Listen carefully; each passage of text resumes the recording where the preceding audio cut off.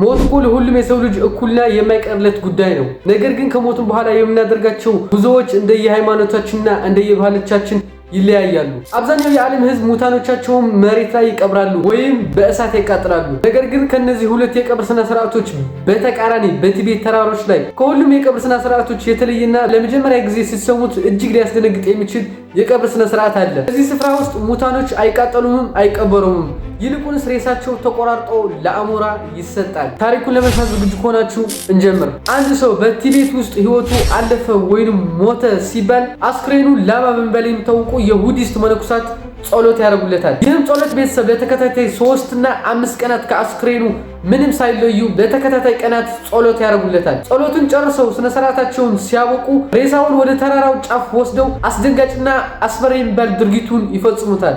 ማለትም ቤተሰብ ይህንን አስክሬን ለአሞራ እንደሚመች ይቆራርጡታል። ታዲያም ይህንን ስራ የሚሰሩት የሬሳን አጥንት የሚቆራርጡት ሰዎች ራጊያ ፓስ የሚባሉ ልዩ ባለሙያዎች ናቸው። ይህንን ድርጊት ለብዙ ዓመታት ሲያካሂዱ የቆዩ። ታዲያም ራጊያ ፓስ ማለት ቤተሰብ የሰውነት ሰባሪዎች ማለት ነው። ለዛም ነው ይሄ ልዩ ስም የተሰጣቸው። እነዚህ ሰዎች ለብዙ ዓመታት የሰውን ስጋ በመቆራረጥ ይታወቃሉ። እዚህ ላይ ቤተሰብ ሁላችሁም ኢትዮጵያውያን ይህን ቪዲዮ የምታዩት የበሬ አጥንትና የሌላ የፍየል ሲቆራረጥ ነው የምታውቁት። ነገር ግን እነዚህ የሰውን አጥንት ነው የሚቆራረጡት። ታዲያም ግን ይሄ ድርጊት ሲካሄድ የሟቹ ቤተሰብ አጠገቡ አይሆንም። ለምሳሌ አንድ ሰው ሲቀበር በሌላ ባህላት ቆመን እናያለን ወይ ቆማችሁ ታያላችሁ። እንዲሁም በሌላ ሀገራት በሂንዲያ እና በሌሎች ሀገራት ሬሳ ሲቃጠል አጠገቡ ሆነው ያዩታል። እነዚህ ሰዎች ግን ከነዚህ ሁለት ተግባራት ፈጽሞ ያራቁ ናቸው።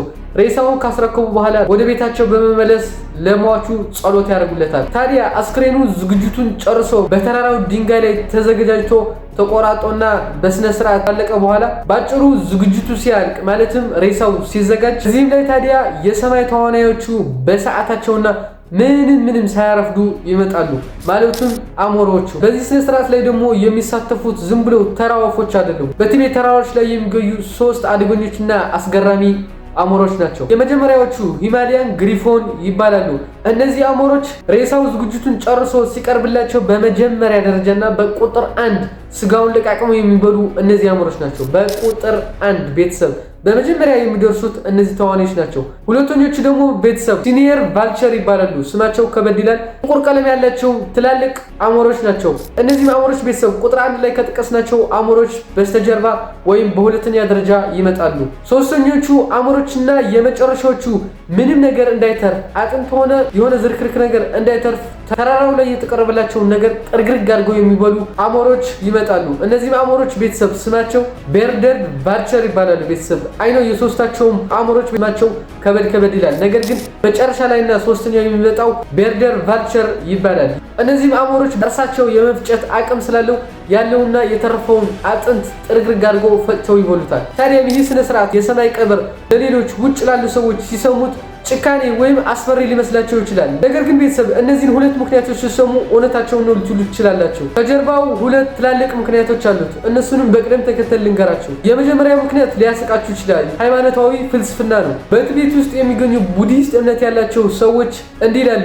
አንድ ሰው ሲሞት ነፍሱ ወዲያውኑ አካሉን ጥላው ትሄዳለች። እናም ይህ ሰውዬ ከሞተ በኋላ የሰውየው ስጋ ልክ እንደ ባዶ ልብስ ነው ብለው ያስባሉ። ስለዚህ ያንን ስጋ ቀብሮ በስብሶ ከመበላሸት ይልቅ ለአሞራዎች በመስጠት ትልቅ የልግስናና የበጎ አድራጎት ስራ ነው ብለው ያስባሉ። ቤተሰብ ኢማጂን አንድ ሰውዬ ከሞተ በኋላ ነፍሱን ጥላ ስለምትሄድ ያ ሰውዬ ከመቀበር ይልቅ ለአሞሮች ሰጥቶ በጎ አድራጎት ወይም እንደ ጽድቅ ብለው ያስቡታል። ታዲያም አንደኛ ምክንያታቸው ይህ ነው ማለት ነው። ሁለተኛው ፍልስፍናቸው ደግሞ ቤተሰብ የመሬት አቀማመጥ ነው ይላሉ።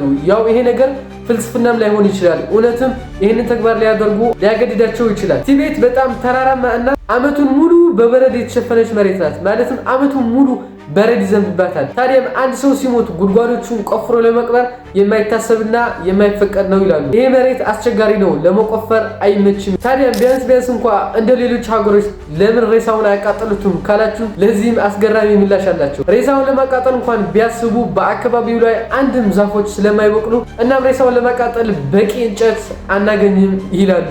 እናም የቲቤት ባህል ይህንን ይመስላል። ታዲያም ቤተሰብ ይህ ባህል መታገድ ያለበት ድርጊት ነው ወይስ ሊከበር የሚገባ አስገራሚ ባህል ነው? የእናንተን ሀሳብና አስተያየት ኮመንት ላይ አስቀምጡልኝ።